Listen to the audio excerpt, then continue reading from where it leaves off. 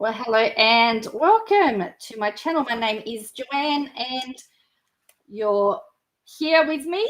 It is, what night? I've got no idea what day it is. Is it Wednesday today? Wednesday?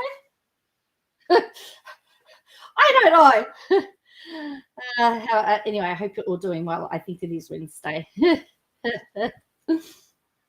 Because all I know is I go to work one day, and when I come home, it's the next day, and then I go to bed, and I wake up the same day.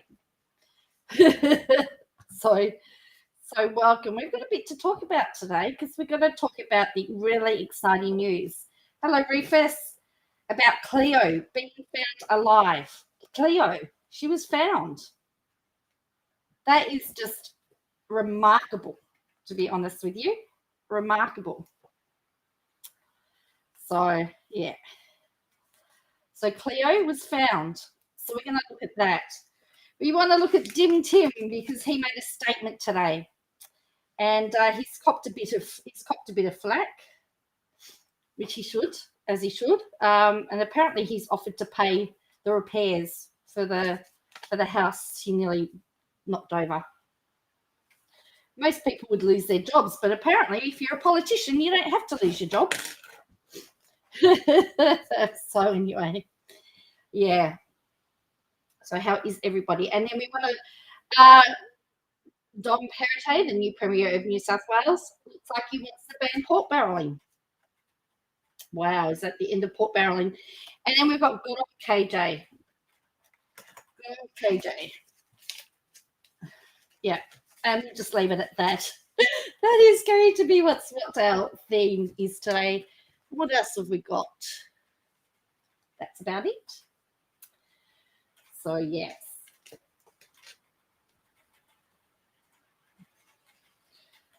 So, I did take a phone call today too. I took the phone call. It was very interesting. In fact, it was the third attempt I think they tried to call me. So I did take it in the end, but I was asleep for the first two. So, yeah, ended up. But I said that I didn't want to have any contact for 2 weeks. And then I got told, I'll check in on you on Tuesday. And I said, no. Yes, plan to create, he did. He did a couple of times actually. And I ended up taking the call, but I said, I don't need a phone call. I don't need to be checked in on. I need 2 weeks to clear my head. So we'll see what happens. Supposed to be checking in on me on Tuesday, apparently. Yeah. And because,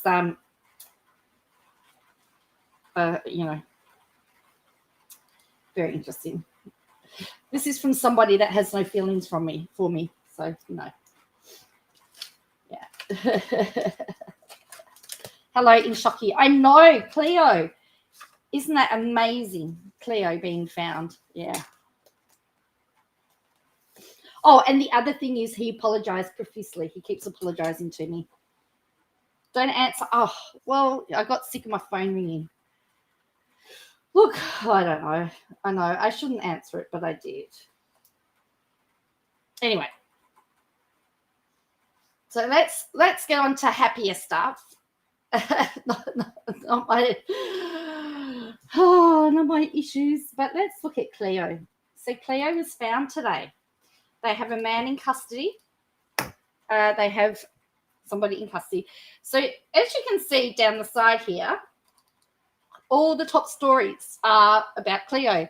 We're going to take you to see your mummy and daddy, a heartwarming video. The nation is rejoicing. WA Police Commissioner just proud of the team. Cleo Smith breaks all the rules of child abduction, criminologist says. House where Cleo Smith was found. Everyone had tears of joy. She appears in good health. So all of the top stories are about Cleo. I think everybody in Australia has shed a tear today because this is just amazing. And this is a picture of her in the hospital. So let's have a watch of this. Shock to start with, quickly followed by elation, obviously. And, I was just, it could have been any one of the team that were here. It just turned out that I was one of, 4 guys that were fortunate to go through that door and make that rescue. But, we had always hoped for that outcome, but still just we're not prepared for it. So yeah, it was absolutely fantastic. And, originally it was to see her sitting there and in the way that she was, it was just when I asked her what her name was, one of the guys jumped in front of me and picked her up, and I just wanted to be absolutely sure that it certainly looked like Cleo. I wanted to be absolutely sure it was her, so I said, "What's your name?" And she didn't answer, and I said, "What's your name?"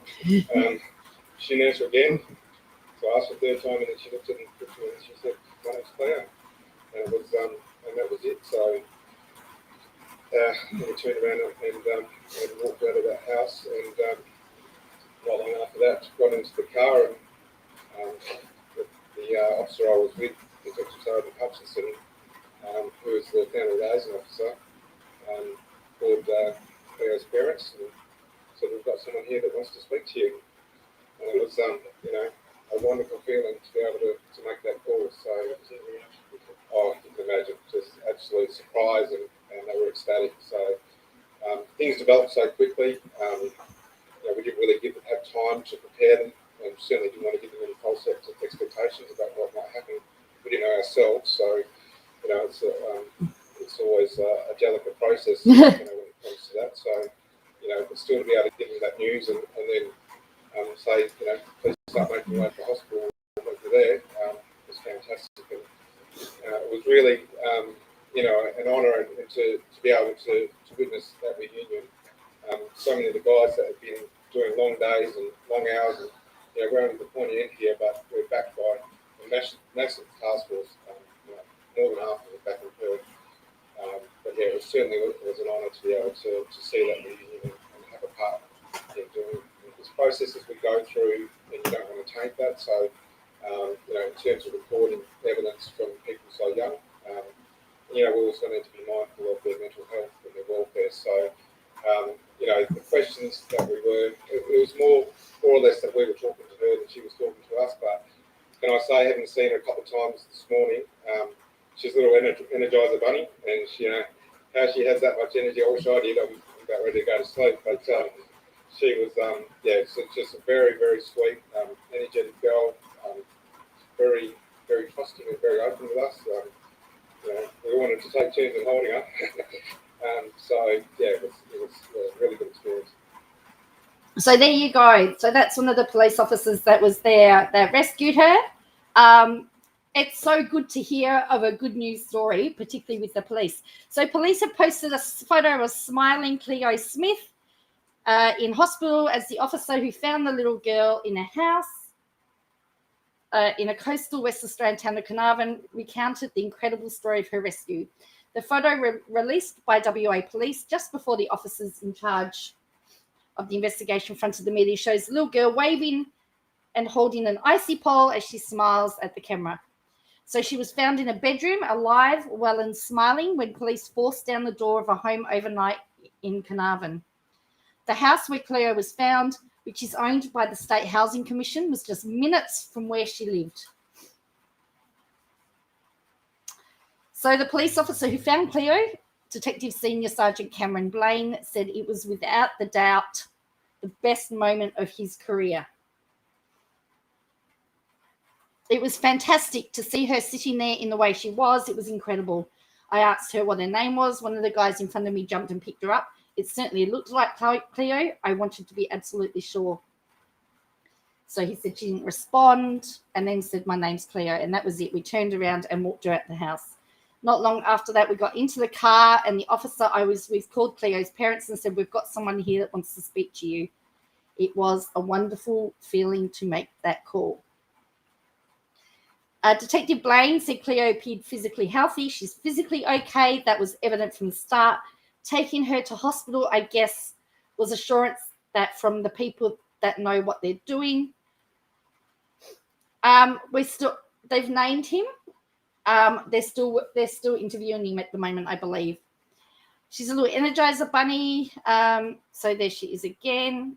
So Cleo was reported missing October 16. So we know that. So Police Commissioner Chris Dawson said the 36-year-old Carnarvon man had been taken into custody and was being questioned over Cleo's disappearance. Detective Superintendent Rod Wiles said the man only became a suspect yesterday, and it is not believed anyone else is involved. It happened fairly rapidly. It looks like also the neighbours spotted some stuff. So police emphasised that there was no specific piece of information that led to her discovery. It was a lot of hard work. There wasn't one particular thing, just the process we go through. Late in the morning, the man was transferred. The man in police custody was transferred to Carnarvon Hospital by ambulance. Screens were erected at the hospital's entrance to stop media viewing. It was not clear if he was injured. So let's have a look at this one. This is video.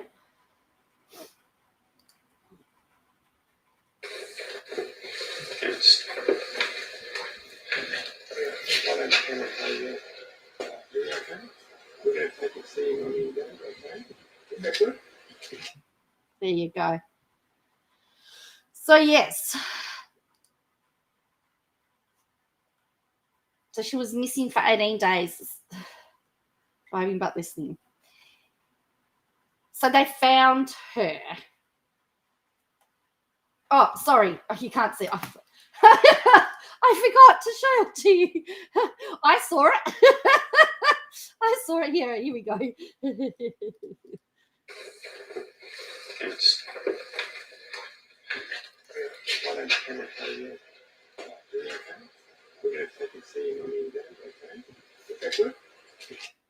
Okay, so yes.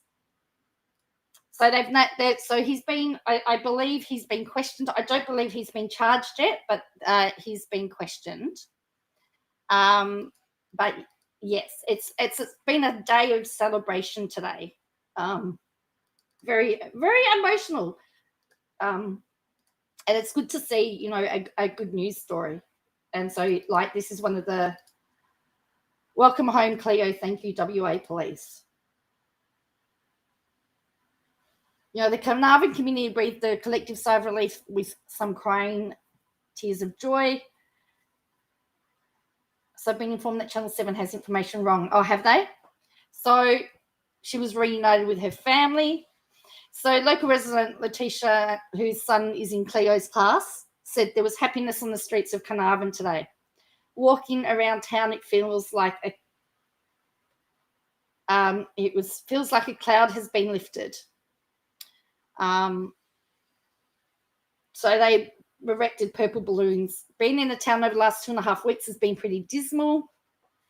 Absolutely exciting. So at the Carnarvon pub, they were celebrating too. Helicopter pilot and Carnarvon locals said dropped everything to search for Cleo. Everyone he told ABC that it was, I'll probably celebrate with everyone. It's the best news to wake up to. So everybody is speechless. So Shire President Eddie Smith was lost for words when the news of her rescue came. I'm a bit speechless. I'm trying to get my head around the fact she's been found. I think the whole community should have a day off. So these are all the stories here. So the man in police custody has no connection. And as I said, it's something very positive for the police force. So he's got the man in custody has no connection. There's no family connection. There was some information we followed up. We've been following a lot of forensic leads. They can't release all the stuff yet. I believe the neighbours saw the guy only coming out at night, and apparently he purchased nappies and some stuff, and so they were a bit curious. So this is where the Blowholes campsite is. This is where she ended up. So 4 officers went in there with torches, middle of the night, and in one room, yeah. So the Premier, of course, was very happy, the Premier of Western Australia. And Cleo's parents, local community praised for their resilience. So there we go.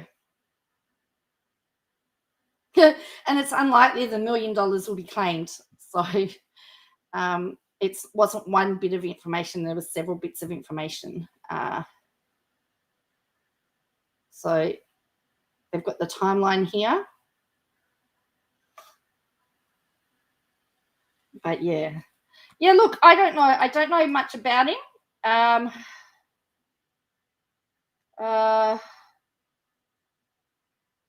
They've been accusing. Oh, really? Wow.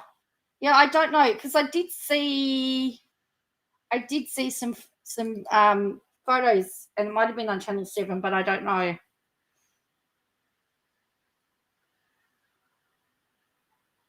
So the mother has said that the family is whole again, so that they're all pretty good. But she's been checked out so she was taken to hospital to be checked out. I know, look at this one. This one's cute.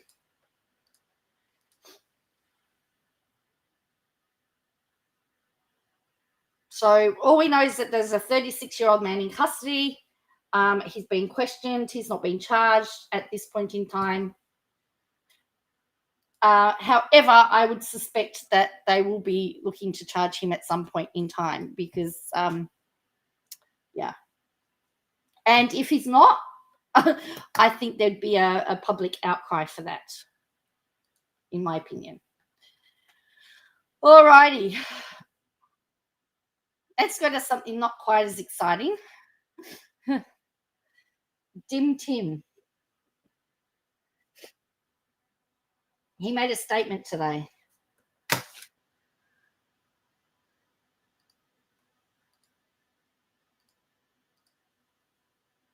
He's reflecting on his political career after his drink driving crash. Only reflecting. So here he is. Here. First point, Matthew Guy. This is Dim Tim.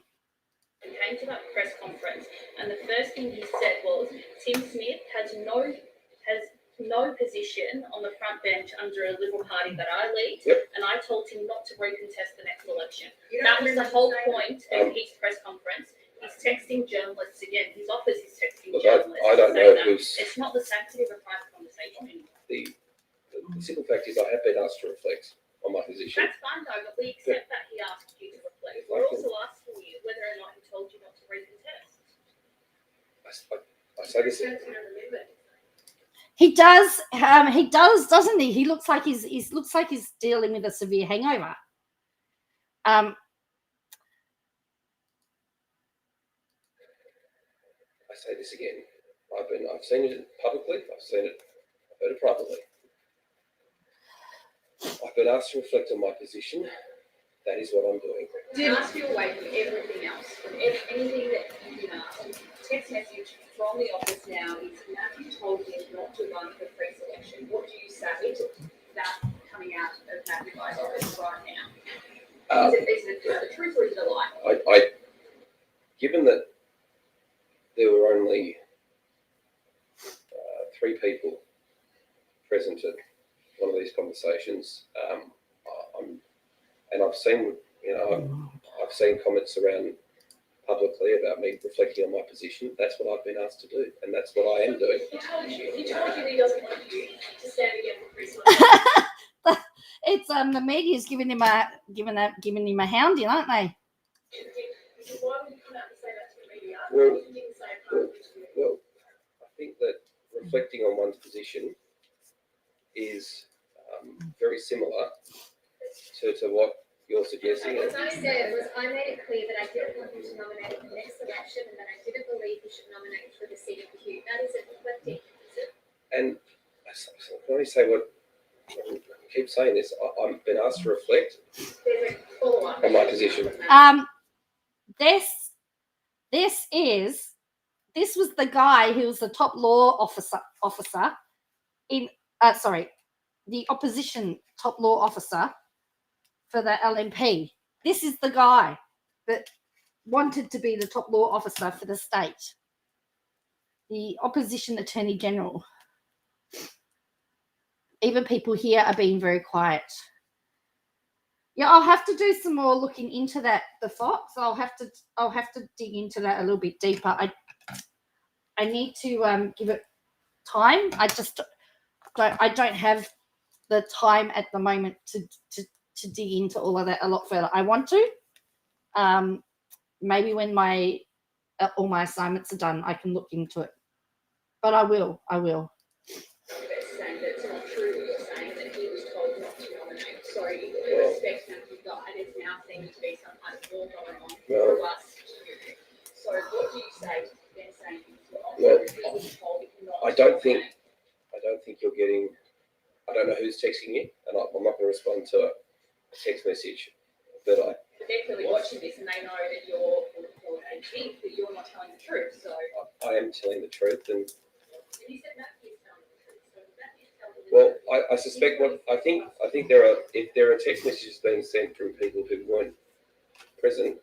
It's not about who was present. Matthew Guy said it publicly. So even if nobody was present in those private meetings, Matthew Guy, someone who was central to those meetings, the leader of the opposition party, your close ally, your friend, talked publicly that you should not recontest the next election. It's not about whether people are in this private conversation or whether they were aware of it. It's been made public. I say again, I've been asked, and I'm going to. That's fine. You've been asked. I appreciate that you've been asked to reflect. Matthew Guy has told you to reflect on your position. Other people have told you to reflect on your future. But did he also tell you not to recontest? I said there's a multitude of private conversations, and I'm going to spend the next 2 weeks talking to my branch managers. So there you go. He got hounded by the press. Wow. So he said he will take the next week to reflect on the future of his political career, defying Victorian opposition Matthew Guy, who has publicly urged him not to contest the next election. It's very interesting because we saw the footage. I don't know. Do you know who that sounded? That actually sounded like one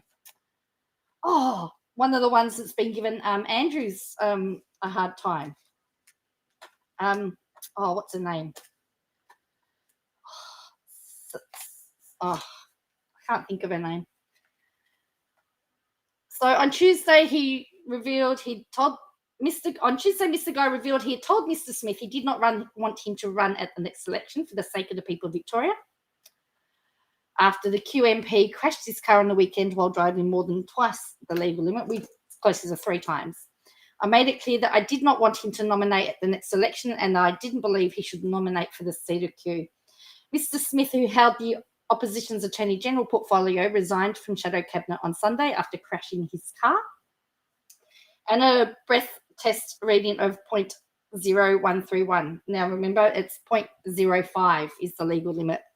So, in a press conference today, Mr. Smith acknowledged his party leader had given him very strong advice, but refused to rule out running for pre-selection for the November 2022 election. Instead, he said he would take some time to think to speak to Liberal Party branch members in Kew before making a decision ahead of pre-selections closing next Friday. I'm still at the point of reflecting what's happened, what the feedback from local party member is. Their wishes and their views are paramount in my mind. I've got a couple of dates. So remember, Dim Tim was just saying that he was denying that Matthew Guy had said that publicly. So here we go. Watch this. Well, I'm sorry, Mrs. Cupday, but this is obviously not my choice. Yesterday, when I did a news conference, I told you that within 24 hours I'd have a chat with Tim Smith. I left that news conference, went home, got changed, and went and had a long period of time discussions with Tim Smith. I made it very clear to Tim that he wouldn't find his way onto the front bench of any political party that I lead. And I made it clear that I didn't want him to nominate in the next election, and that I didn't believe he should nominate for the seat of Kew. Tim has and will reflect on my advice to him. He will then make a statement in his own time, I hope sooner rather than later, and that will be his response to my advice. Questions? Not to me, no. But you can ask that to him, but I was very clear. I also want to make it very clear. The process in which I've conducted this is exactly the same process in which in 2018 I managed this with Simon Ramsey. I gave him a period of time to reflect on his position, as I have Tim. after which I have come back. Simon was an endorsed candidate, Tim is not, and I had a conversation with him about their endorsement.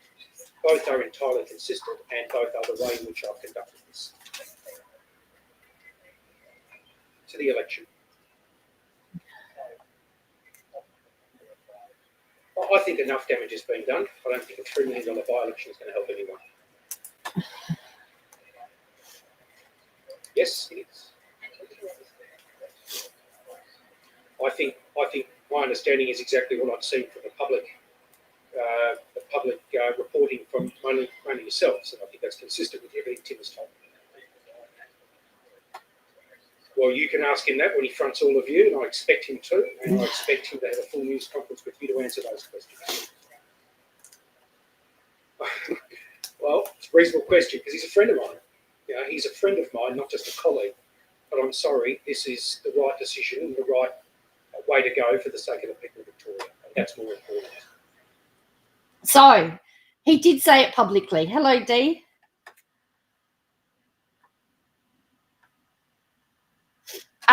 So he told journalists recollections may differ when pressed on the fact that dragging out the decision on contesting next year's election went against Guy's wishes. He repeatedly stated he was asked to reflect on his position, but stopped short of saying that he was told by Mr. Guy he should step down at the election. Instead, he suggested he had some support to ride out the scandal and remain in Parliament.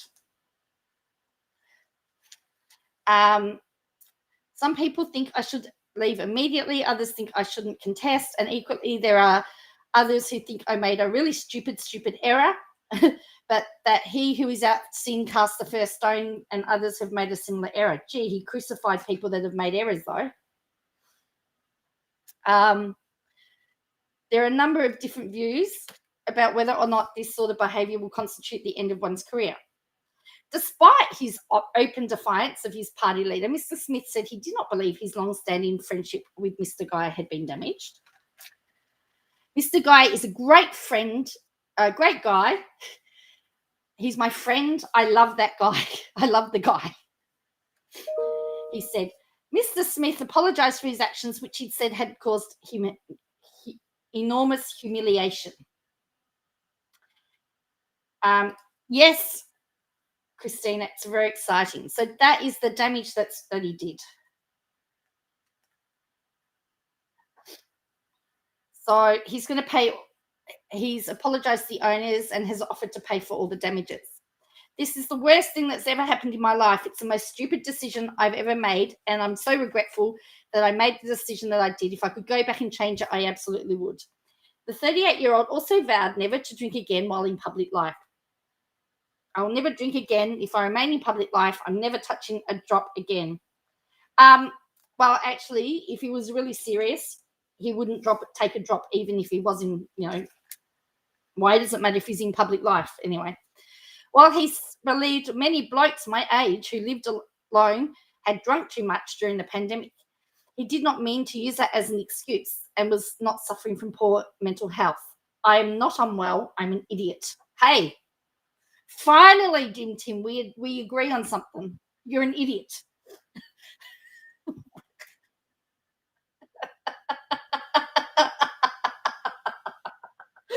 Oh, finally that I've got something that I can agree on. See why we call him Dim Tim? Federal Treasurer Josh Frydenberg, whose blue ribbon seat of Coorong overlaps Mr. Smith's state electorate, said he'd advise Mr. Smith to carefully consider the words of his state leader in Matthew Guy. He described the drink driving crash as a massive failure and an error of judgment, but said Mr. Smith should be able to take some time to consider his future. Tim is extremely dedicated to his local community and has taken up the fight to Daniel Andrews at a time when others may not have. He's done that and deserves credit for the way he took up some of those battles. Mr. Smith said he'd had been to a friend's house for a couple of hours before the crash and had consumed a few glasses of wine. He said he had genuinely believed he was below the limit when he got into the driver's seat, but clearly had consumed far too much. Earlier, he told Melbourne radio station 3AW he hadn't eaten much all day. Now, even myself as a non-drinker knows that if you don't eat, you're going to have problems. So as a consequence, I blew much more than I ever thought I had consumed. In his statement issued on Sunday, Mr. Smith had said the crash occurred after dinner with friends. I want to know why the friends let him in the car. Mr. Smith said the crash had occurred when he was driving down a hill and the driver in front of him hit the brakes. Oh, so it was the driver in front of him that's at fault. Okay. Of course. It couldn't be his fault, could it? See, for most other people, though, they would actually lose their job if they were over the limit. Hello, Bo. You haven't missed much. We just mainly have talked about the fact that the girl was found, Cleo was found. We've just looked at that, and now we're just looking at Dim Tim's crash.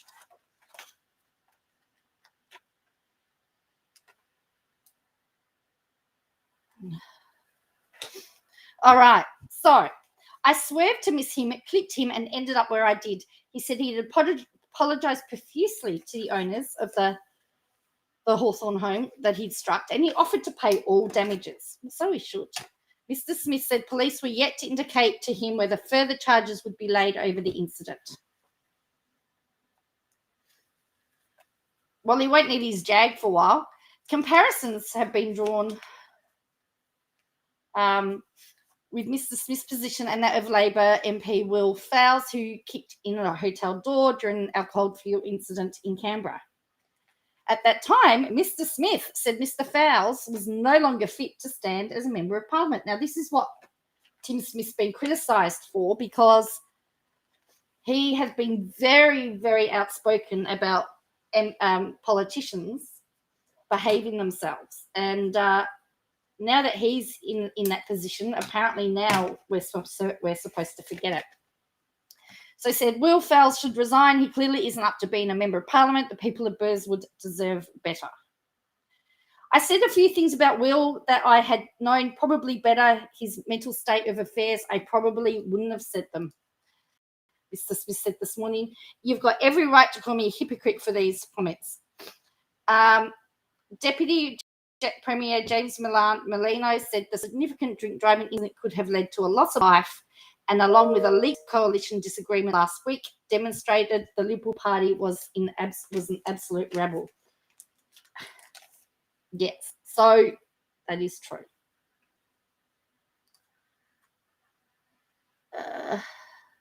Hello, Peter. How are you? So, here's the question. Do you think he should contest the next election, or do you think he should stand aside? And do you think, what do you reckon?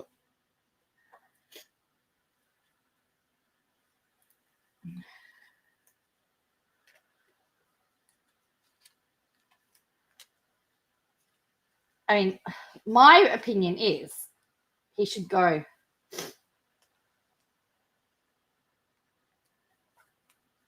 But anyway, I'm a bit harsh.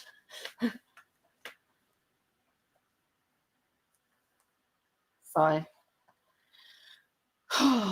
he's reflecting on he's probably working out how much money he can get, how much he can get without his.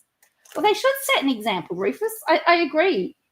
And don't forget, they often make a lot of the laws about that as well. So, all right. Yeah, look, it should be. There was something put on Channel 9 about it, and I said about, and he was allowed to stay. Oh, wow. And I said, well, that's why he's called Dim Tim. Yes, lots of likes because Cleo's been found. That is pretty cool. All right. So we've been following on this channel, Braz Barilaro, Port Barilaro, as he has called himself. And so the new Premier of New South Wales, Dom Perrottet, He is actually ordering a review of how grants are awarded amid new claims of pork barrelling. He wants to put a stop to pork barrelling. So, and we've heard, Gladys has just been to ICAC. She's just, we've got to wait for the report. So he wants a review. So he's announced a review into how grants in grant programs in New South Wales after his predecessor Gladys Berejiklian's appearance before the corruption watchdog put government pork barrelling back in the headlines.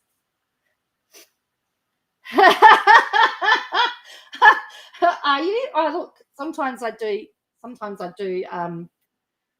watch Friendly Geordies. Like, I go to the back streams. So, because Gladys has just faced ICAC over the claims of pork barrelling, he's now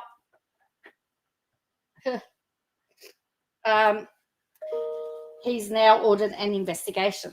Mr. Perrottet denied the move was an acknowledgement that there were failings in some way of the grants examined by the Independent Commission Against Corruption, ICAC, were awarded. In her evidence to the ICAC, Ms. Berejiklian said the government threw money at government seats in order to win them. As Premier, she had already considered that more than $100 million in council grants approved in the lead up to the 2019 state election amounted to pork barrelling. She has just helped Friendly Geordies with his case of corruption and pork barrelling. Remember, she admitted to the ICAC that they threw money. This is part of what Shanks was saying. It's not something the community likes, but it's an accusation I will wear, she said at the time. It's not an illegal practice. Unfortunately, it does happen from time to time by every government. Former Deputy Premier John Barilaro didn't shy away from the practice previously, saying he was proud of his nickname, Pork Barilaro.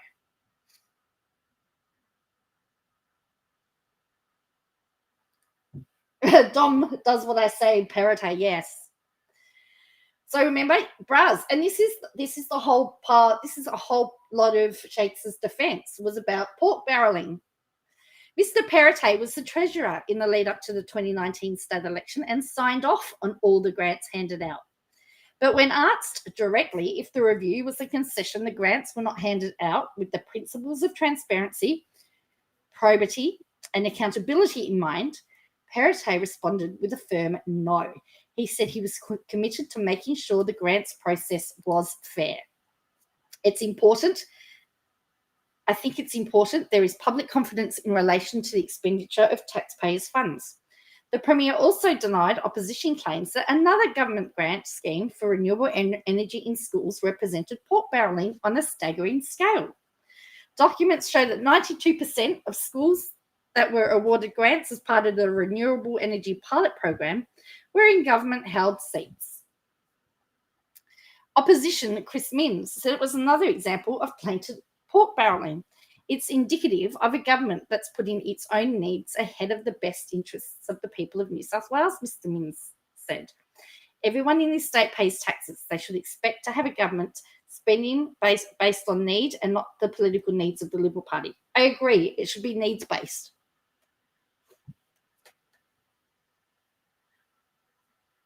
My understanding is that the program was driven through the Department of Education and they provided advice to New South Wales government in terms of where their need is. This is not about Labor seats, Liberal seats, Green seats. It doesn't bother me. What's important is that the government investment goes to where the need is and drives benefits. Education Minister Sarah Mitchell said the schools that received the money were selected by the Department of Education based on their lack of access to reliable energy grid to run larger cooling systems at school. So I'm assuming that means that they went to country areas, right? I bet you they didn't. The review into grant schemes will be led by the Department of Premier and Cabinet in partnership with the Productivity Commissioner, Peter, I can't pronounce that name. It will focus on ensuring programs achieve value for public money, are robust in their planning and design, and adopt the key principles of transparency, accountability, and probity. The final report will be delivered April next year. So Is this the end of pot barreling? That is the question. What do you reckon? Or is it just a front?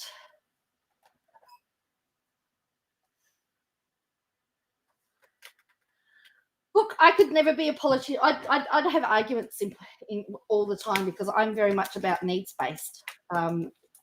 Even education funding, it needs to be needs-based.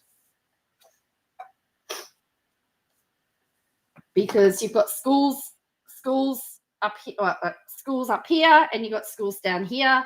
You need to put the money in so that they're all at the same level. I don't see why that's not a problem. Oh, really? No, I didn't. I didn't. You see me who used to stop photos? No, I didn't. So just before we get to Katie Joy, I believe the Instagram Live is a sight to behold. Julian Hill posted this video today, and I wanted to share it with you. He's not very happy. He's titled this "A Sad Day for Australian Democracy."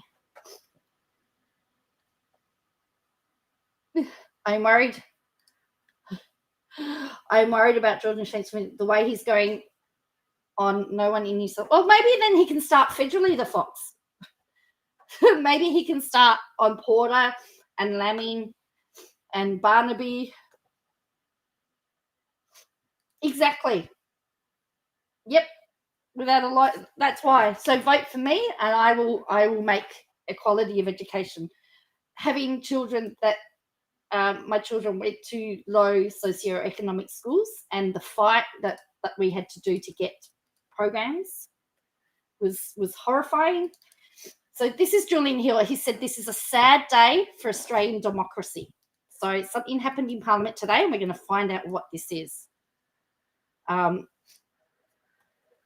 Just finished Parliament for today, but I wanted to share that today, for the first time in the history of our country, the government, the Liberal Party, used its numbers in the Parliament, right behind me here, to block an investigation into Christian Porter. Never before in the history of our democracy in the Parliament, 121 years of the Australian Parliament, has a government rejected the Speaker's recommendation that a member of Parliament, any party, Labor, Liberal, Independent, doesn't matter, if the Speaker recommends that a member be referred for investigation by the Privileges Committee, the Parliament always has voted for that to happen. But today, the Liberal Party, Scott Morrison, ran into the chamber. They now think it's okay for MPs like Christian Porter to accept $1 million of secret donations and not declare where it came from. The Liberal Party think that's okay. No wonder 1,000 days, more than 3 years, that Scott Morrison has failed to introduce a national anti-corruption commission. This can't go on. We need a change of government at the election. We need a national anti-corruption commission, and we need to restore standards to our parliament and democracy. So I know that I think this was last week because ScoMo's in Scotland at the moment, but he posted this today. But yes, Porter should be investigated. So that's a no-brainer, in my opinion.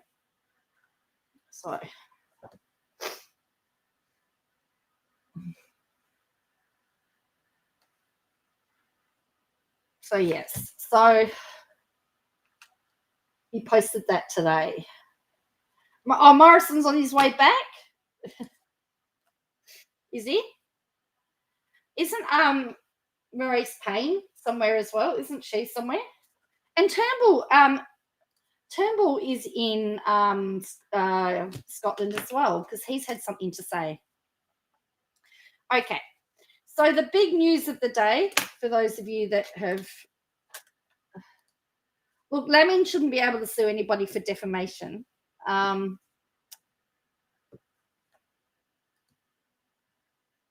He might be going to see the Governor General and call an early election. That's not supposed to happen until March, between March and May next year.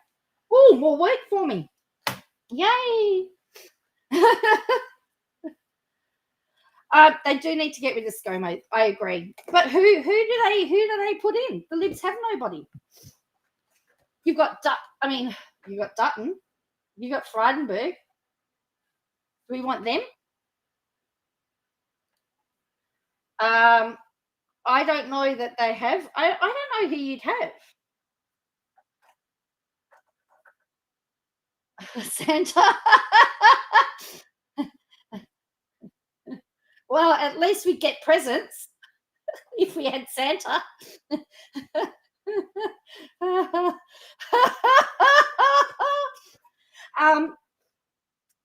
Well, I mean, the word on the street is that Frydenberg seats. I don't think. Yeah, but see, I don't even think Albo is PM material, to be honest. Penny Wong is PM material, in my opinion. She's the opposition's secret weapon. Well, Julie Bishop should have got the top job, but she's retired now. Porter had his eye on the top job. He's gone. So,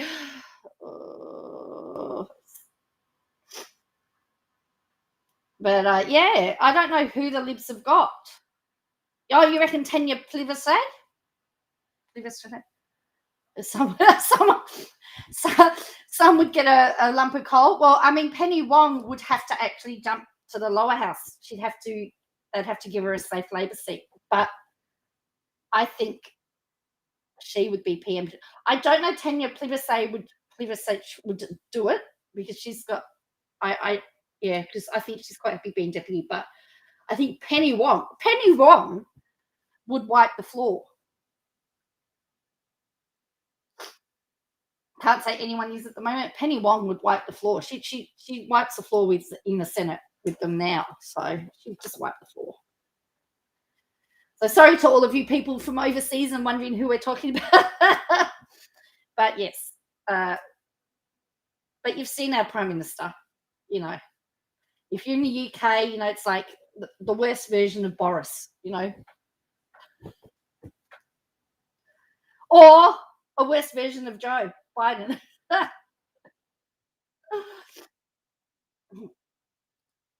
Well, and I think Albo is, there's no dirt on him. Scummo. Can't go. Yeah. I just think that Penny Wong is the opposition's secret weapon. There's the slogan. Can't go wrong with Penny Wong. Yeah. I think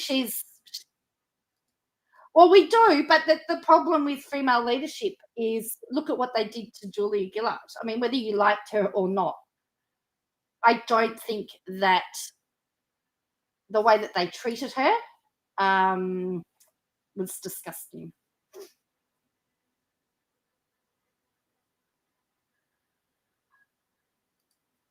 Well, I mean, I'll run as an independent. We'll have the Joe's Choir party. He'd like to be a member.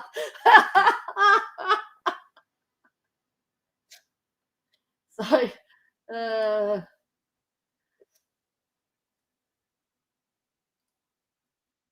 they were vicious. Oh, she did give it back to them, and that was the thing. She did give it back to them, but the way that they treated her was disgusting. And they've not treated a man like that at all. The way that they treated her. Now I live. Well, I don't exactly live in her home city, but she does. She used to live not far from where I live now, and the people were very defensive. Anything to keep them out. We're very defensive of that.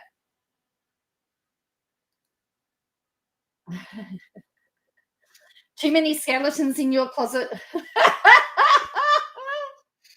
Hey, I've just got this complicated ex-life I'm trying to deal with. That's my only skeleton in the closet. my only thing. Oh, Bowen. I mean, I do like Burke. Burke actually is pretty. He's got a pretty good. So she's Penny from your block.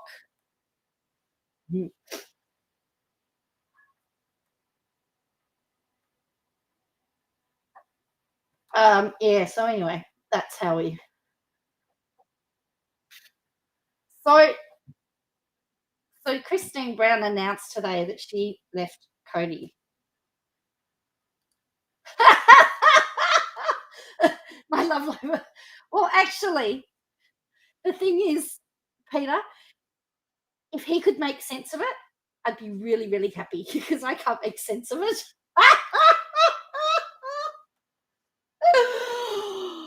Oh.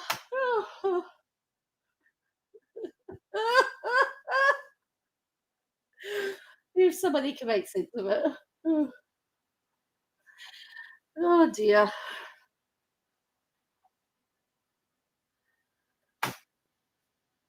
So yes, so we're getting into the KJ territory now, and so she has jumped onto that bandwagon.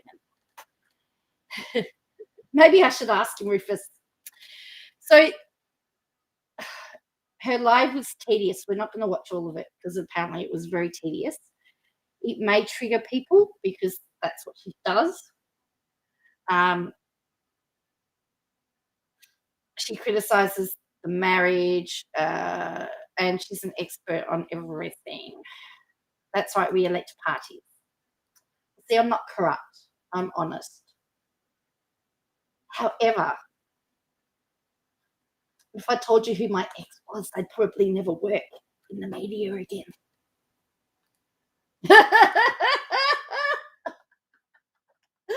Oh, sorry, I've got to keep it quiet.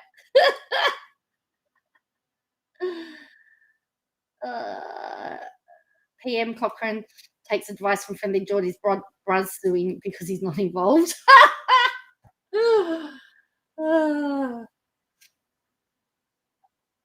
Yes, well, that's fine.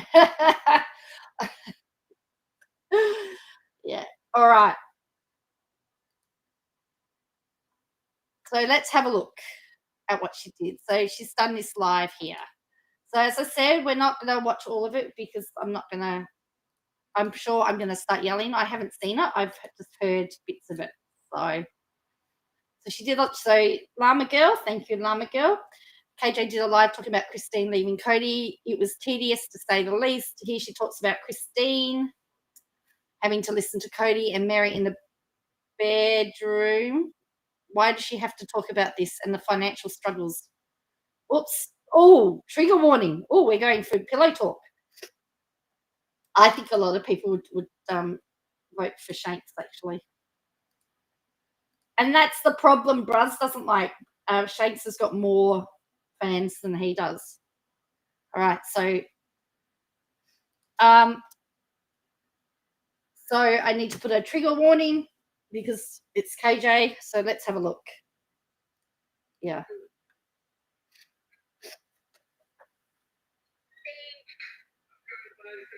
So basically, in the book, they really talk about how in that house where they were like living in Lehigh, it was really stressful. It was Christine was on the bottom floor, and so her bedroom was like right below, I think, Mary and Cody's. Wait, how does she know this? Sorry, sound up. You really want the sound up? It is up as high as I can get it, I think, at the moment. I'll just try it again.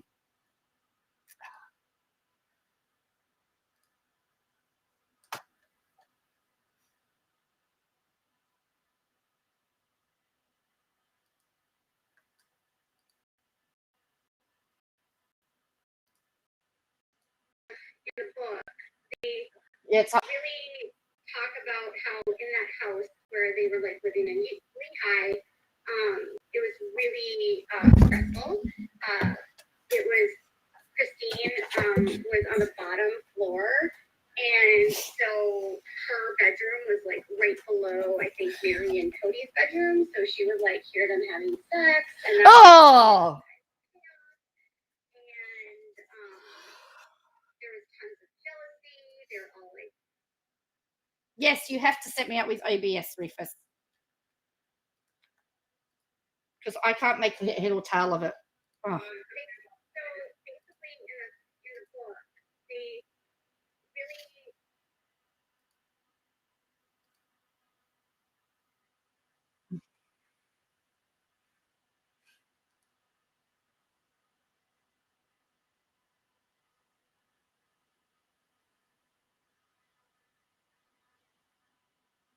Oh, nice.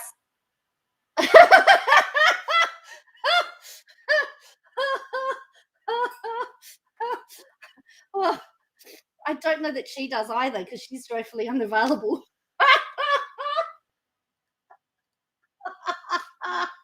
I'm just going to reload this up. What happened here? All right, I'm going to just reload this up. Sorry.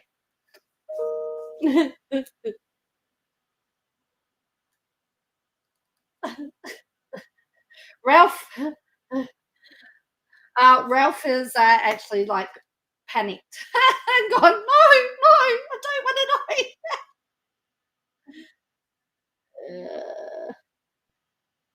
Church? they all filed bankruptcy at that point. They live on public assistance.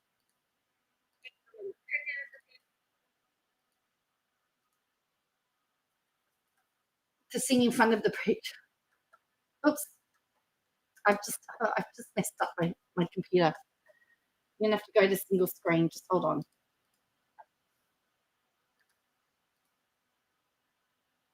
Okay. Now I can't see it. Oh, really? I'll have to have a look at that. All right. So here we go. Oh.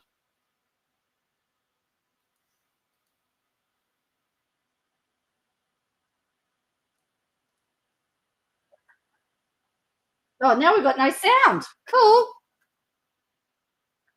That's clever. I've stuffed up my computer. Hang on.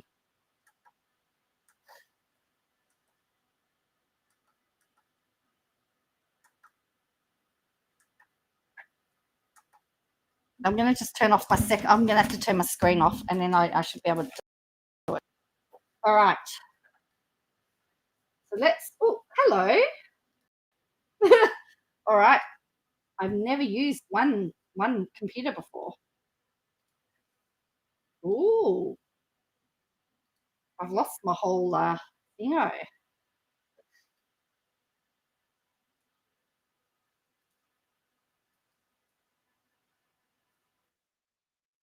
Oh, this is all new to me at the moment. Oh, let me go back into here.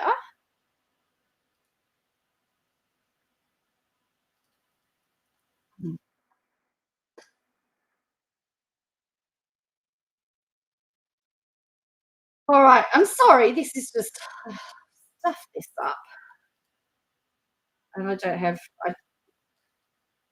I would fix it, but I didn't and learned to. Yeah. All right.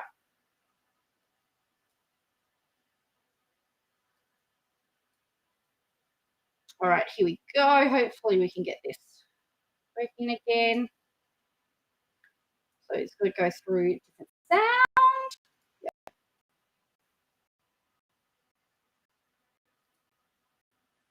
All right, here we go. Hold on, where are we? Oh, great. We're going to get educated by the looks of it.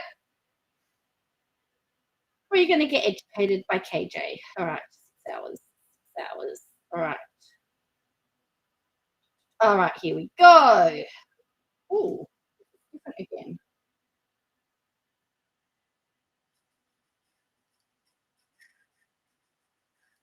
Ooh, I can have background music. All right, here we go. Hopefully this works.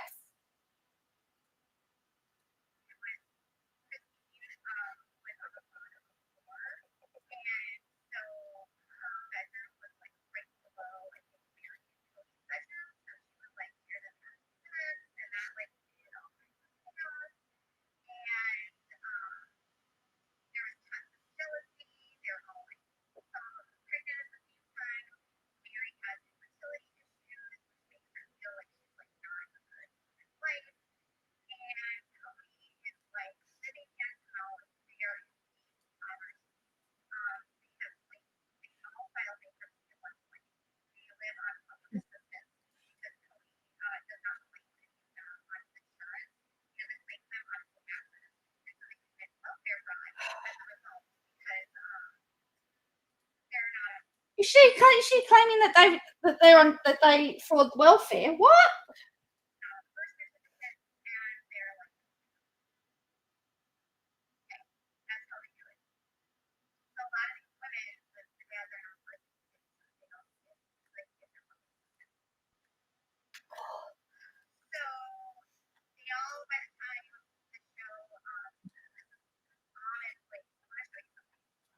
No thanks.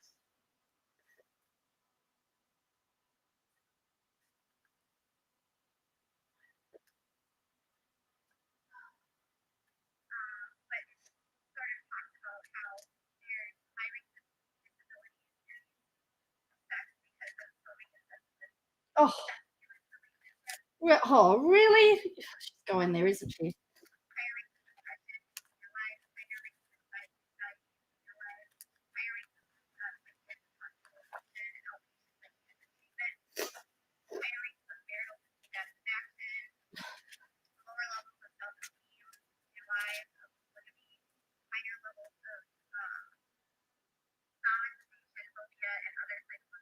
Wow.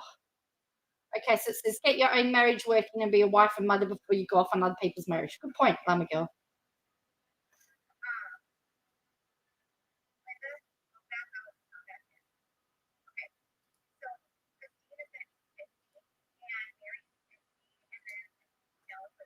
I can't hear a word. Sorry.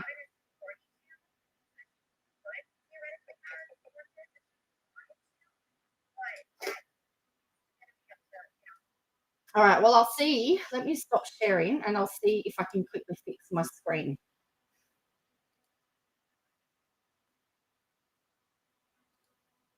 No, I want to stop sharing. Stop screen sharing. How do I do that? Oops, nope. Oh, if I do that, I'll get out of here. Right.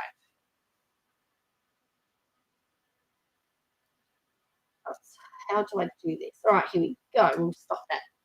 I'm just going to turn this off for a minute. I'll put on some background music. Just for a minute. Just bear with me, and I'll put on some background music, and I'll see if I can fix it.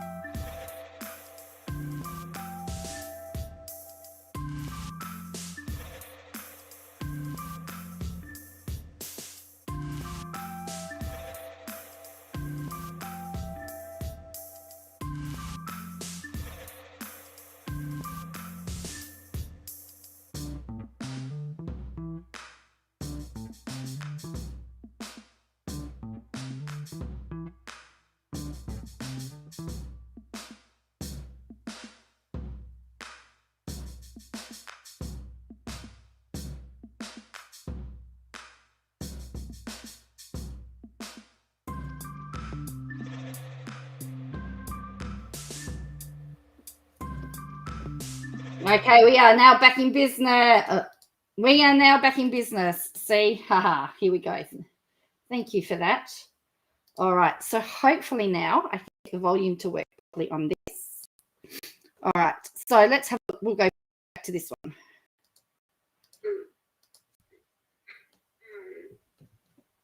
When they, maybe you should go out and come back in. Linda, go back out and come back in. Okay, so Christine is going to be 50 and Mary's 50, and then I think any more kids.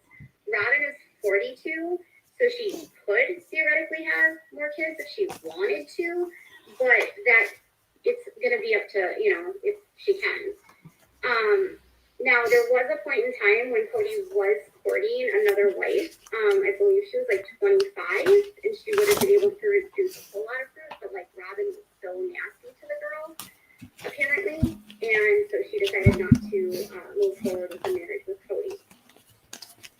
So the reason why the wives are angry at Robin is really, it's just a construct of polygamy.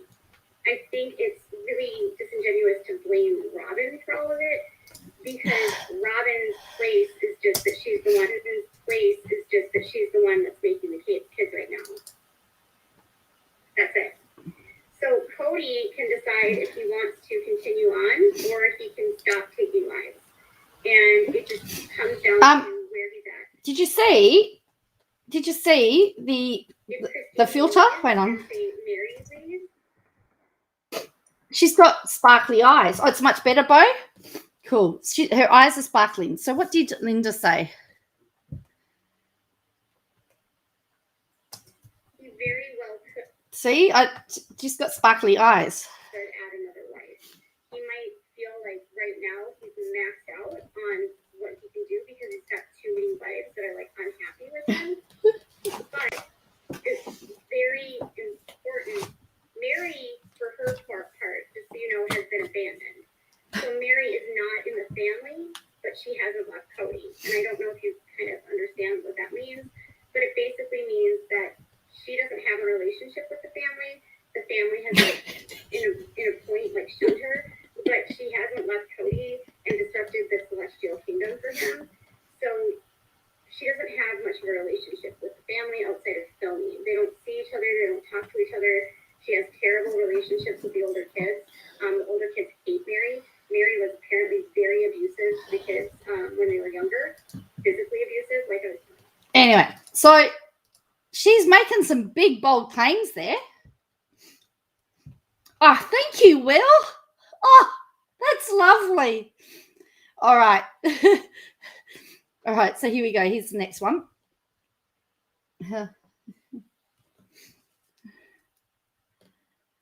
I just thought it was my magnetism wheel. No, I didn't watch Tardy. Did I hear right that Tardy Beauty's finished? She's closed Tardy, like there's no more Tardy Beauty.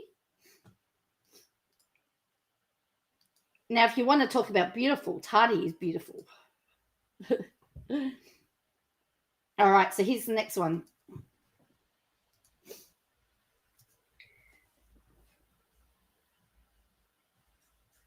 I'm explaining to you how the cult works. I'm not saying what Cody will do.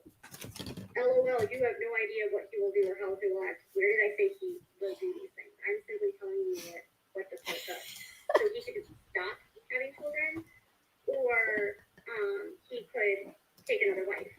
I think part of the reason he might not have taken another wife at this point is because of the unhappiness of the abandoned wives. So Look at the eyes. See, look at the sparkles. Sparkling eyes. Will, I'll take any compliment at the moment. I will take any compliment at the moment. with Christine, she was already abandoned by Cody, and I'm guessing Cody feels relieved that she's gone because Cody didn't want her there to begin with. What?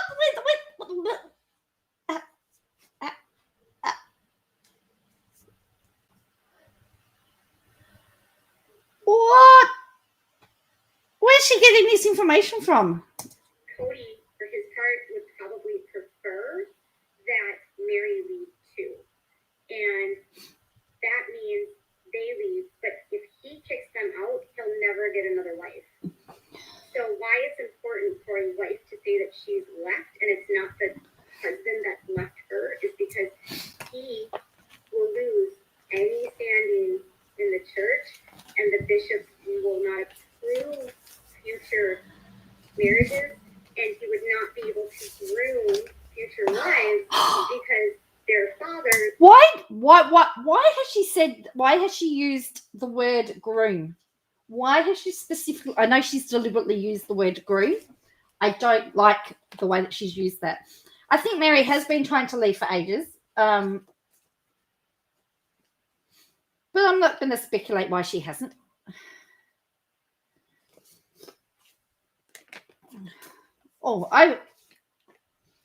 Somebody I worked with actually has got a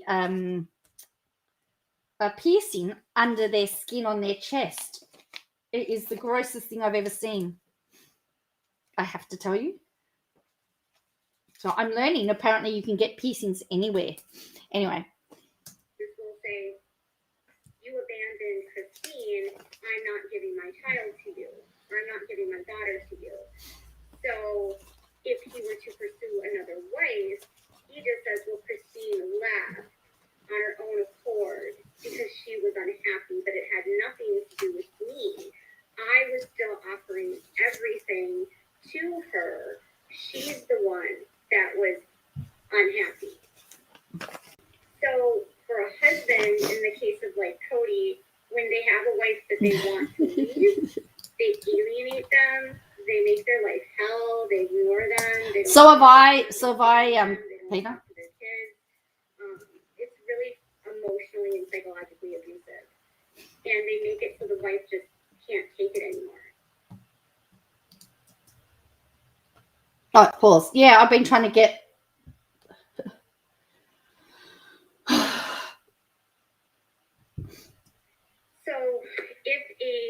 and that's because the wife isn't keeping sweet. Okay?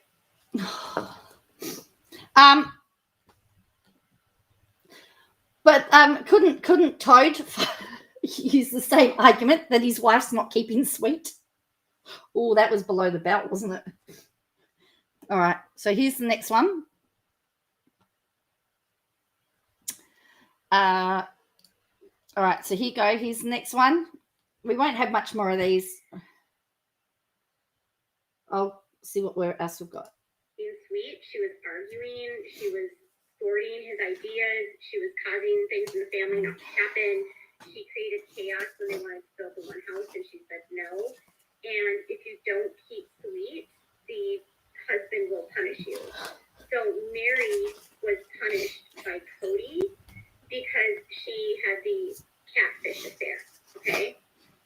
So in polygamy, she is considered property of Cody, and she doesn't get to cheat on him. But he can have as much sex with as many women as possible and have as many wives as he wants because he's no one's property but his own.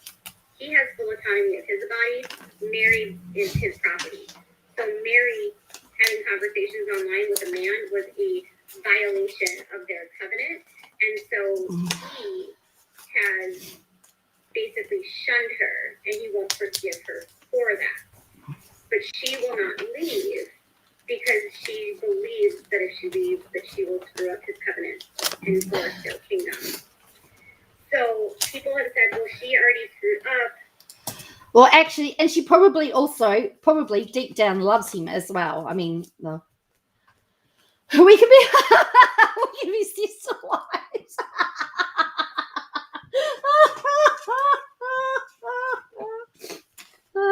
That's funny. Oh boy.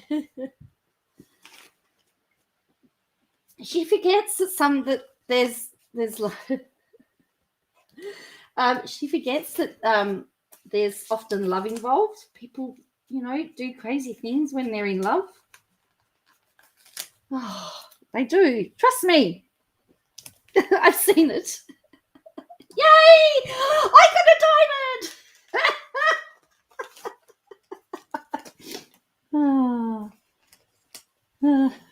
All right. People do stupid things when they're in love. She screwed up. No, Mary is not cheating on him now. You guys realize the person that she's seen with in photographs is gay? Oh. So the guy that she's been hanging out with is a gay guy that's in LaRoe. He's not like her boyfriend. He's legitimately gay. That's not her boyfriend. She's not cheating on him. She's hanging out with her gay bestie. I mean, she has called him her gay bestie in the past. It really bothers me when tabloids don't even follow these people long enough, and then they start, like, they were saying Jana was dating his first cousin. Now she's saying that. Now she's criticizing the tabloids for not doing their due diligence. Really? Wow. Marrying for love is a new concept. Well, that's true. Disgusting. Like, she's literally called this guy her gay bestie like years ago. So, yes, she's not dating him. She's a gay bestie. Anyways, She said she's a gay bestie. Listen. She's a gay bestie. He's a gay bestie, you mean, not she. Anyways, she's not dating anyone. Plus, the guy's like 20 years younger than her. Oh, So, really? Does it matter? Anyway, whether the guy is 20 years younger, would it matter? I'm just putting it out there. It gives Bo and the boys rings too. If you like it, then should put the ring on it. Da, da, da, da, da, da, da, da, da, da. anyways, Mary was shunned by Cody and not forgiven because she like broke the vows and their covenant contract for the celestial kingdom or whatever. All right. Oh, here we go. We're still talking about The principle. And so Mary believes wholeheartedly that it's her duty to stay because she feels like if she leaves, she will ruin Cody's chances in heaven. So she doesn't want to ruin Cody's celestial kingdom. Got it? nah. So if a wife abandons the family, his heaven can be completely ruined. But not only that, But Christine's just destroyed that, according to Christine has left. So then, do I have to leave my whole? You can be in both. Why can't you be in more than one? Well, my ex-husband was 10 years older than 9 years older than me, and the guy that he was 7. But anyway.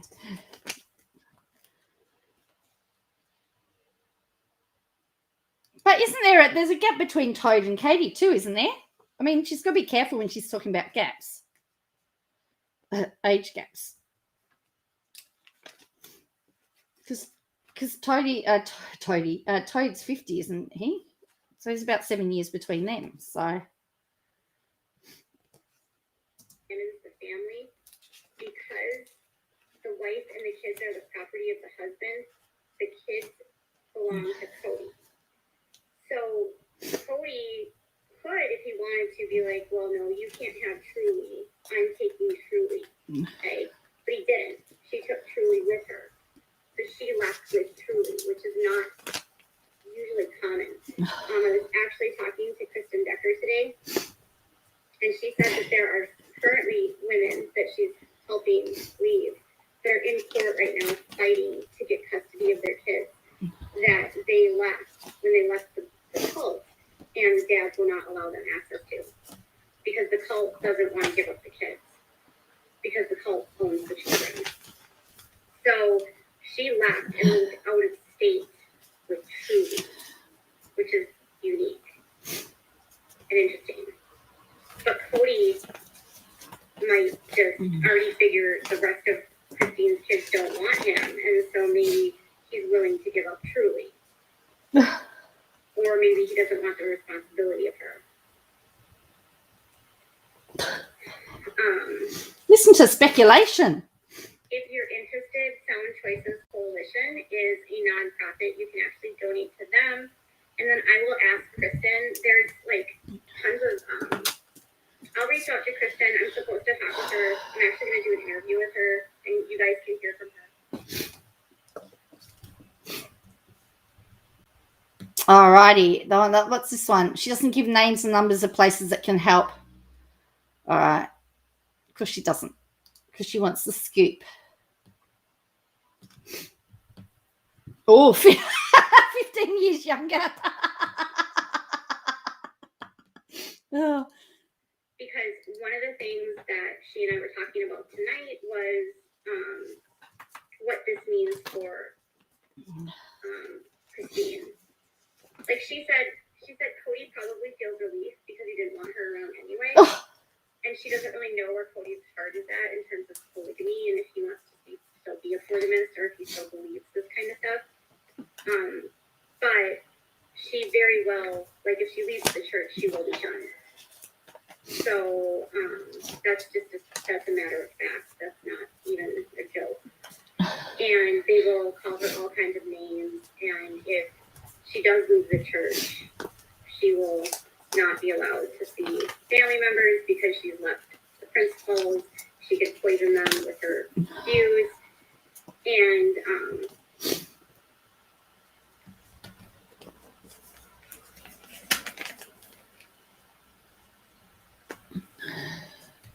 so I'll find out from Kristen. I know that there's several organizations in Utah that help with safe houses for the women to leave.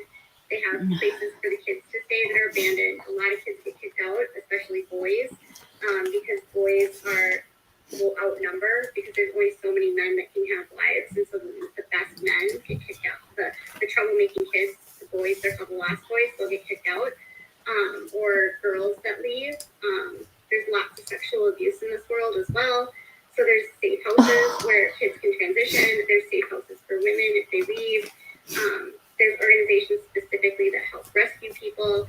There's organizations that do advocacy work. So Kristen's organization is more on the legislative side. So her goals are usually providing education and helping with laws and changing laws and advocating to the public so they understand the dangers of polygamy. But then she also has and works with people leaving.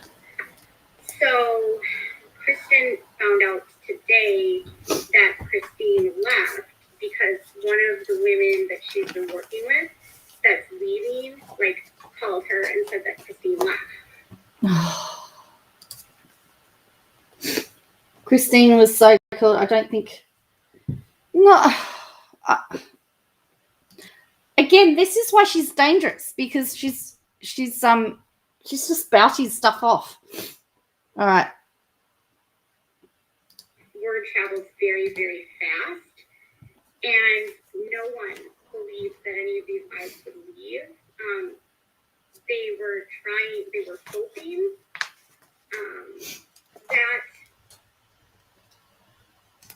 hoping that they would leave, but they didn't really expect it. And so she got a call from someone that's left, and I said to her, well, okay, so if Christine needed to reach out to these women, are there women that she knows that have left? And she's like, yes. So she pointed me to the fact that Christine has a ton of family that have actually already left. Her mom left. Kristen left. She has uncles that have left. She has cousins that have left. She has siblings that have left. She said that there's more people in Christine's family that have left now than when she left. So when Kristen left, she was 50, and it was like, 15, 20 years ago, and no one had left this cult. Now, there's a large network of family members that have left, so it's not as scary for them to leave. And so basically what Kristen said is Christine will have support whether she stays in the cult or leaves, because she has so many family that are in the cult still in Utah, but then she also has tons of family that have left the cult in Utah. She said that Christine leaving doesn't mean she's left polygamy yet, and it's generally like a step-by-step process. So the first step for the women that leave is that they leave the husband. Once that happens, and they get free from the control of the husband, then that's when their whole world will start opening up. So basically what she said is she could have already abandoned the belief system, or now getting her freedom will be able to explore who she is, because she's never gotten to know who she is, because she's been put in property, and she's never been able to have her own life, values, wants, needs. She's never been able to take care of herself because she's had to share her husband. Does Christine's sister know who she's been talking to? All right, now she's going on about GoFundMes. She's never had the ability to make a choice on her own.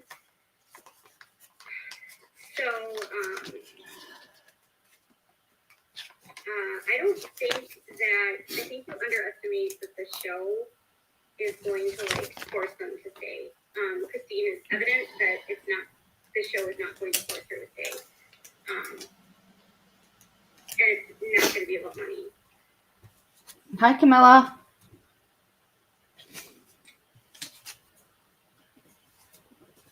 It's not about money. It's about their faith. Anyway. Christine doesn't need to become Leah Remini because her aunt is already Leah Remini. Oh. So Kristen Decker is like flat out like Leah Remini of this cult. That's why I talk to her all the time. Oh, another bestie, hey? So there are already a ton of, but the good news is that she is such a vocal person in this cult and such a visible woman to the women in this cult. So she could truly be an example to women that are stuck to leave. A problem that Kristen pointed out, though, is that most women don't have the affluence and the wealth that Christine does. So Christine it's much easier for her to live and leave because she's not financially dependent upon Cody, or she's not living on welfare anymore. Oh. And so she has the ability to leave and the resources to leave that so many women don't. So if you're talking about starting a GoFundMe for Christine, don't. I would consider donating to organizations that help the women that are stuck and are in poverty. Those are the women that need your help. Those are the ones that don't have the resources. Christine has the resources and just moved into $1 million duplex where she's paying over $3,000 a month in rent. Somebody's So jealous. Christine does not need your money. Somebody's jealous. Hundreds of thousands of followers on her Instagram. Does she sound jealous?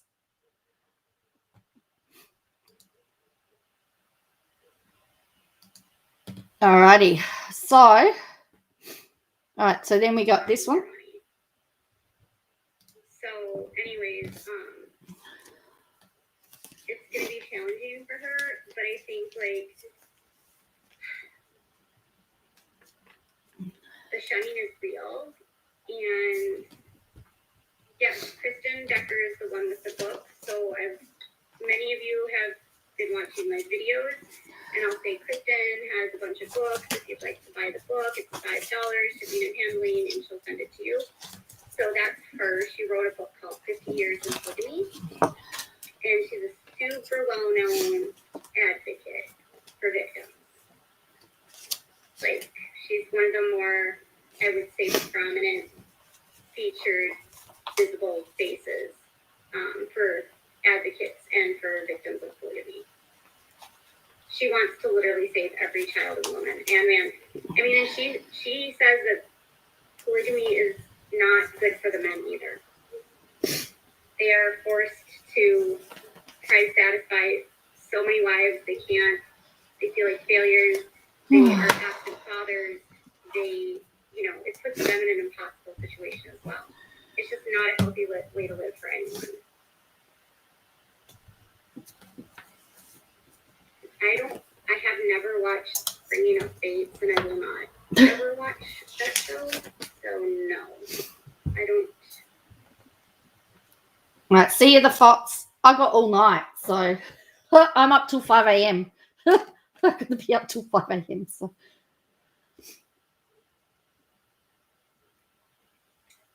Not her daughters. Aspen works for Kendra Scott.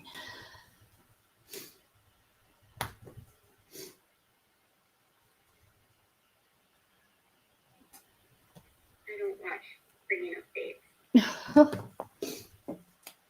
I bet. don't care to watch Bringing Up I Bates. bet you she doesn't watch Chris Lee either.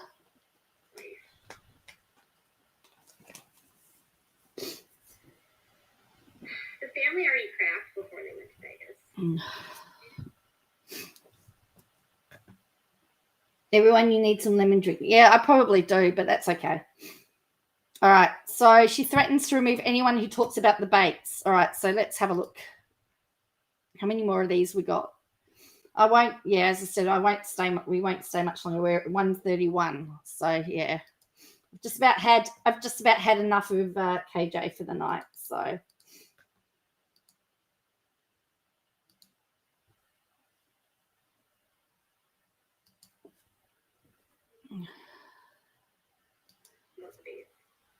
Read the room.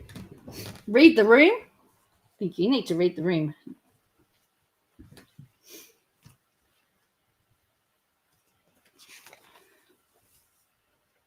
not talking about space. Please, you're going to get removed from the slide if you ask questions about space. I'm not talking about them. I'm not talking How about. do you walk into a live stream that has nothing to do with the base and start asking questions about the base? I'm not answering questions about my makeup. Anyways, at the end of the day, what's happening with Christine is very big. And okay, if you keep talking about this stuff, you're getting removed. I'm going to remove every single person that keeps talking about some bullshit about the base. Like, And that goes for everybody on my stream too. No, that's. all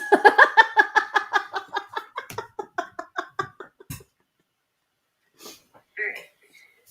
How dare you talk about what you want to talk about? In terms of the other wives, I really don't know.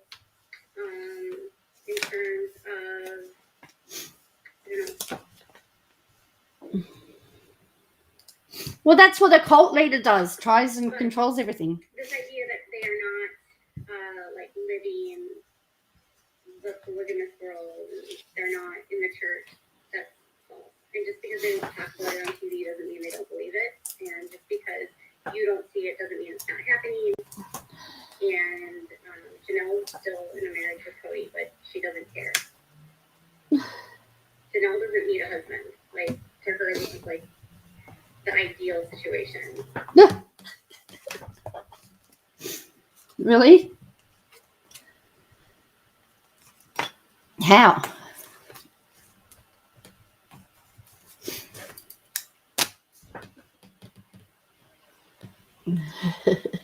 Oh, that's right. That's right. I have a mod, don't I?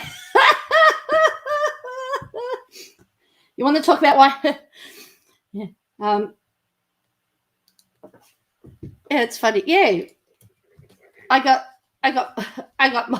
mods. So she's still talking about that one. Oh, how would KJ like if her aunt? How would she? Yeah, well, that's interesting. She calls Cody a freeloader.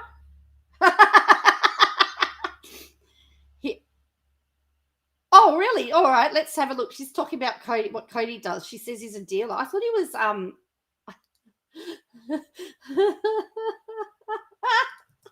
he sells guns. I know he did sell guns for a long time. He was saying that he sells metals, which I think he sells guns. I think he sells like guns that he's like a dealer that travels around and sells guns. I know he did that for a long time.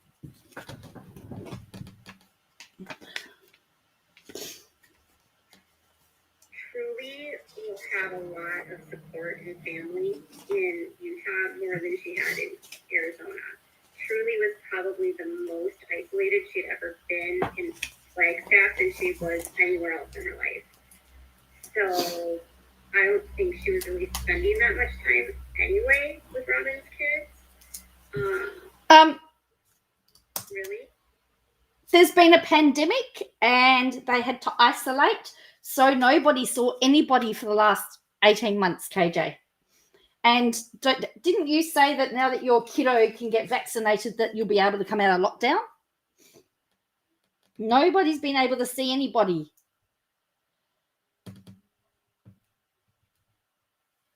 So that's why she hasn't seen Robin's kids, because they haven't been able to go to each other's house. Oh, sorry, I shouldn't have done that. And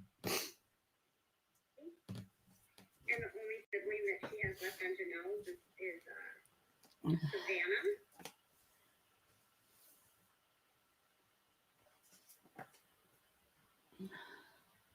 I believe he did sell guns for a while. She believes. she believes. He has like one of his company names is like something to do with guns. But she has lots of cousins and she has her sisters. So Christine moved and she's living not far from Aspen or McKelty. And she'll have Truly there. So she's got like 3 of her kids in the same area, which is more than she's had in a long time.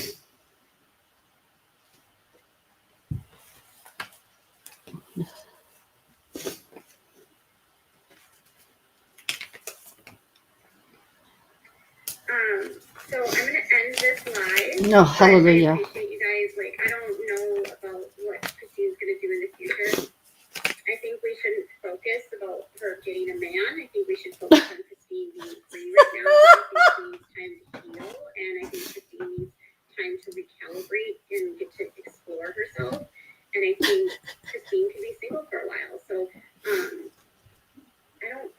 don't really want to speculate on like whether or not she's going to get married. I mean, she literally just announced her split today. So let's just be respectful of her.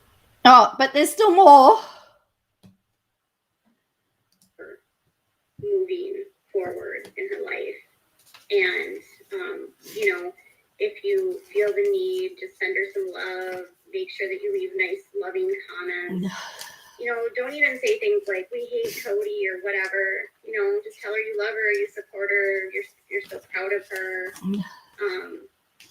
That's going to be, you know, you're so strong, you're so brave, you've got this.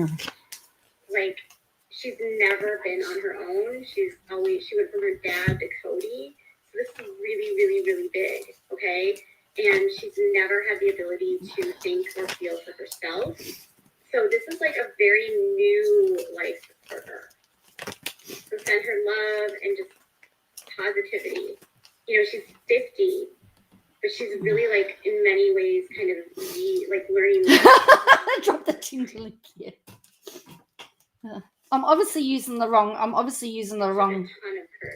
I'm using the wrong dating app, aren't I? But she can do this. And she just needs to know that. She wasn't on her own before. Now she really is on her own. And I don't think it's fair to say it's even remotely the same. She was still under Cody's control. She is now on her own. She was pretty feisty though. She needs to be on her own. She needs to learn herself. She's had all of her life dictated by somebody else for her entire life. The website. Oh, really? I'm on eHarmony, so I've only ever met one person. So there you go. It's called Sound Choices Coalition. Sound Choices Coalition, just Google it. They take donations, and then I'll talk to Kristen about if there's other places that you can donate to. Good night. Okay, so what was this one? So this was more? Or is she still going? People would know as Warren Jeff's group, right? Who's incarcerated for rape of children and setting up child brides and such. Sorry, trigger warning. The FLDS is primarily in like Colorado City, and it's on the border of, I think it's Colorado and Utah. Then there is the Kingston Clan, and that's called the Order, and that is also they're more in Salt Lake. Yes, I know. I know, Will. I'm looking for my. I was going to say I'm looking for my toad.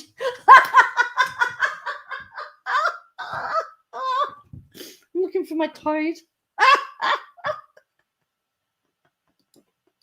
City and Bountiful, which is also in Utah. And the Order is more like I would call them like organized crime. They are extremely strict.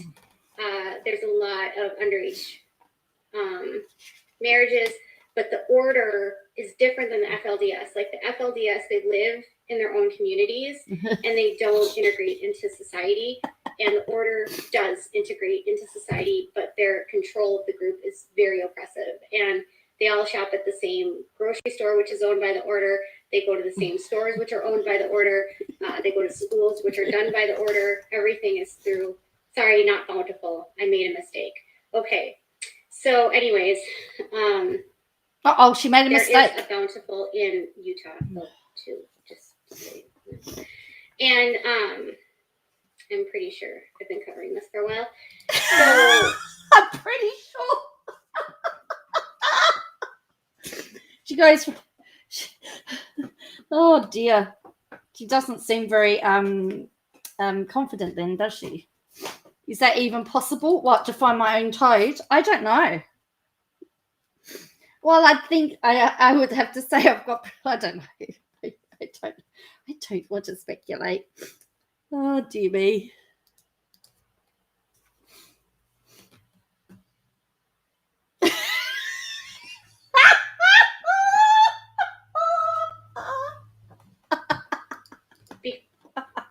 because there's a doll store that's connected to Utah that's in Bountiful, Utah. Just so you know. No, Bountiful is also a city in Utah. There is one in, I'm talking about a city, okay? And there is one in Utah, and there is a store there that is owned by the order, and they have people there that are in the order. I'll see you, Cal. I'm sorry. And the funeral of my last great uncle Alan. Oh, I'm sorry to hear that, Cal. Yeah, but the good news is Cleo's been found. Yeah. All right, see ya. Yeah, I won't be much longer. I'll be finishing up because I've got to get myself ready for work. Thank you, Bountiful, Utah. Thank you. So, there is a town in Utah that's Bountiful, and that's where there is a ton of Kingston clan. Okay, so Bountiful is where the Kingston clan is in the order.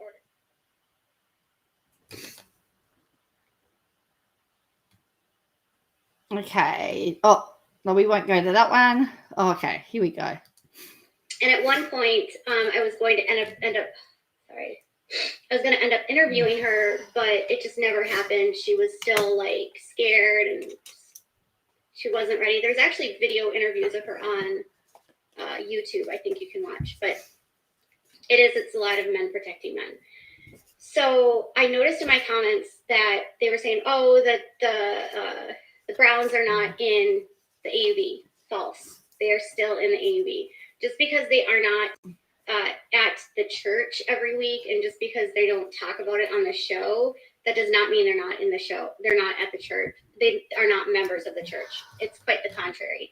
TLC specifically does not allow a lot of discussion about the faith. They try to keep the religion part out of it as much as possible, simply because they don't want to. They want to kind of like, I don't know, vanilla-ize it. Like if it was so faithy and you saw how they actually really were, it's very different. The faith and their belief system is like fundamental to who they are, and they are still in that faith and belief system, and they're still members of that church. You just don't hear about it. You don't hear them talking about it because of TLC. It's kind of like the Duggars. The Duggars, they stopped talking about their faith as much, and it was specifically around that. So there had been other polygamists that had been on TLC that were not in the AUB, that were like independent. See ya, plan to create. As I said, I'm up till 5, so I got all night. I've got to leave here about 10 past 11. So Independent polygamists, meaning they don't have a church, they're just sort of on their own, and that's not what Cody and the girl and they are at all. So Cody, they're all in the Apostolic United Brethren. So the Apostolic United Brethren actually has a really wild history. So I think it was in like the 1950s or 60s, there was this huge uproar, and one of the brothers of one of the fundamentalist sects like split from the groups, and he took his like group of people and they moved to Mexico. Okay. And he was very, very, very, very violent. oh, here we go. Okay. And the leader's name was Rulon. Well, Will, if you actually add an S in there, you actually have what she's accusing them of. Rulon Allred, I think, or Rulon, I don't know, something Rulon. And anyways, this guy in Mexico got upset and wanted to take down the AB, and so he actually went up to Utah and had Rulon murdered. So the founder was murdered by another cult leader in the polygamy world. And then when Rulon was murdered, Christine's grandfather and great uncle, Owen, took over for the cult. So, yeah, if you actually like learn about the history of this cult, it's literally insane. Anyways, when Owen takes over, right? So Owen has like a zillion wives, and Owen's got a daughter. He's got like so many kids, and Christine's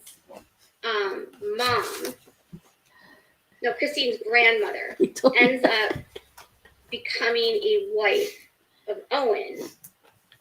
She's like transferred to Owen somehow. I don't know if she her first husband died. I don't really know the story, but somehow she ends up with Owen, but her grandmother's children are not from Owen.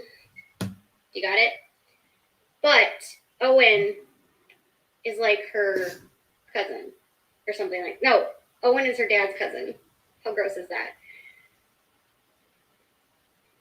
No, I'm sorry.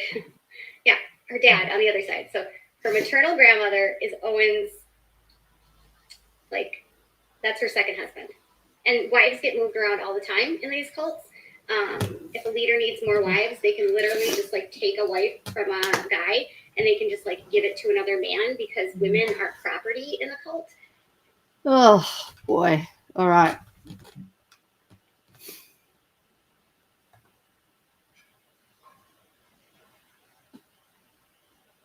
Oh, no. Oh, no.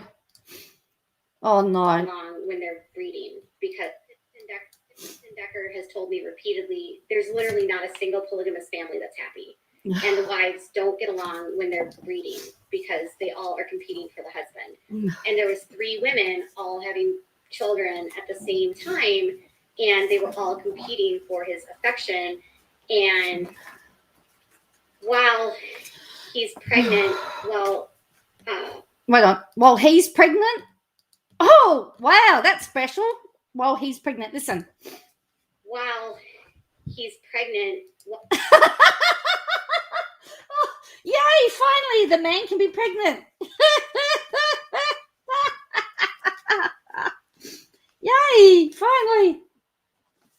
Oh, boy.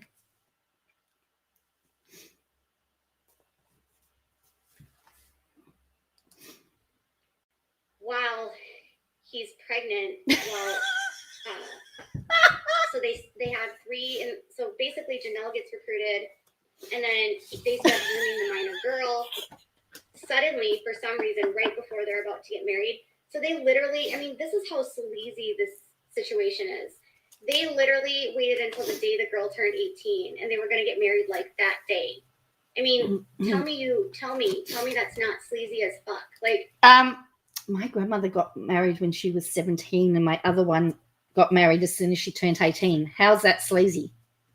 Just asking. That was what they used to do. They knew what they were doing if they waited until she turned 18 to get married. And then when she turned 18, she didn't want to marry him. Go figure. Ugh. Well, when that marriage breaks up and doesn't work, then suddenly they're grooming Christine. Grooming? Christine at this point is... What? Surely she can't use those words. I know she just did, but the implication of using the word grooming to me is horrifying. Very young still. So, well, 18 is the legal age in Australia too, unless you've got permission. So my grandmother actually got permission from her parents to get married to my grandfather.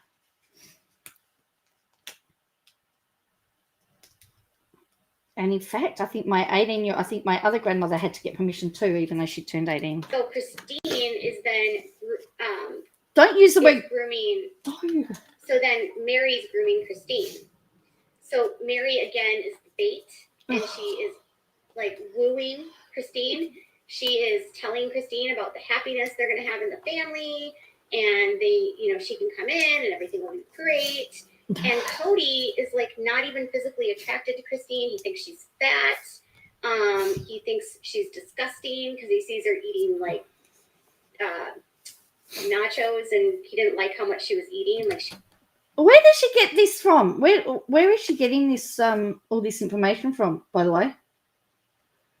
He wasn't thin enough. I was going to say bait and switch method, isn't it? Isn't it called bait and switch? For him.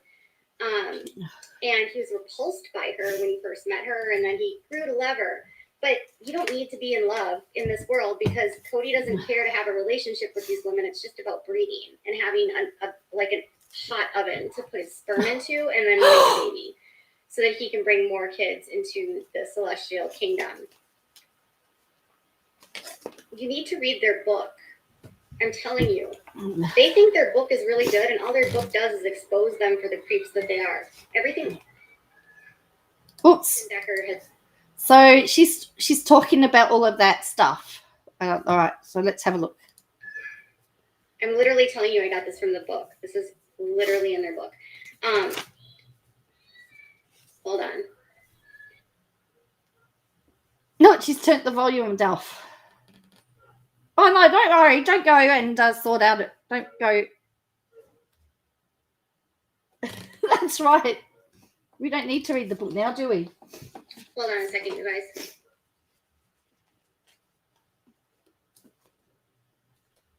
Hi, Vidandra. Yeah, he's mad about a book right now. Well, go sort it out.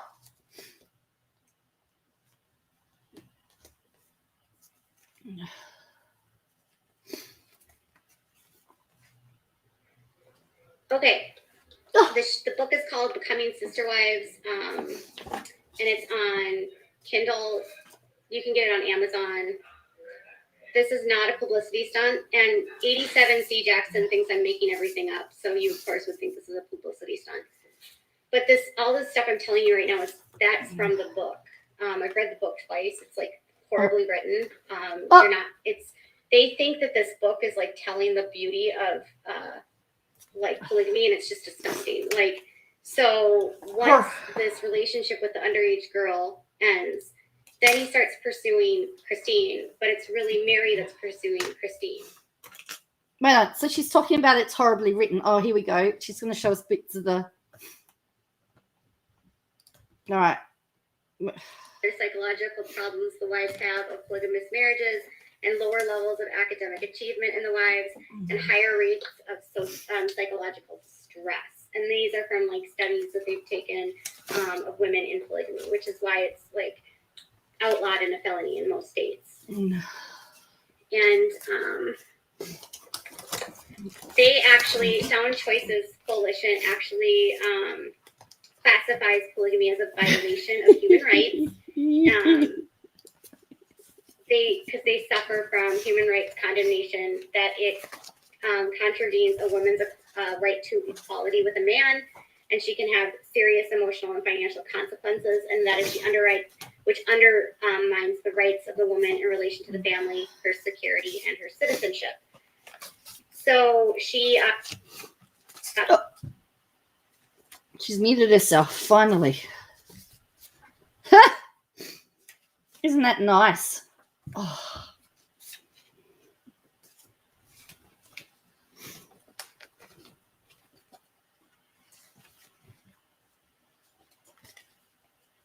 No, she's talking away, not realizing she's muted.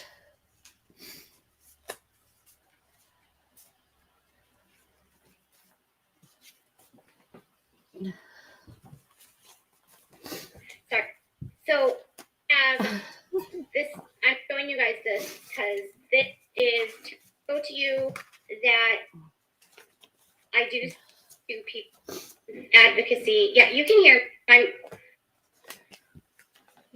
a week. You can hear me fine. She's not happy. Look at the face.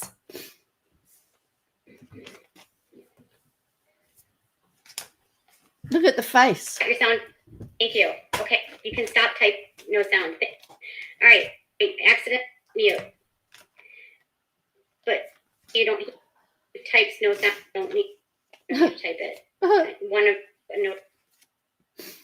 Oopsies. All right. How much more of this have we got? Oh boy, look at this.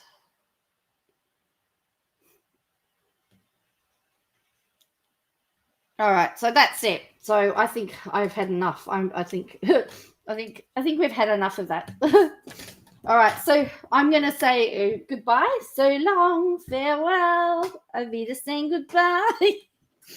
And I will catch you tomorrow night, and we'll see what's in store. See what's is around tomorrow. Make sure you hit the like button, subscribe. Join the choir if you like. You don't need to be able to sing. And yeah, I will catch you again. And say have a good day at night, whatever it is, whatever time. And I'll see you soon.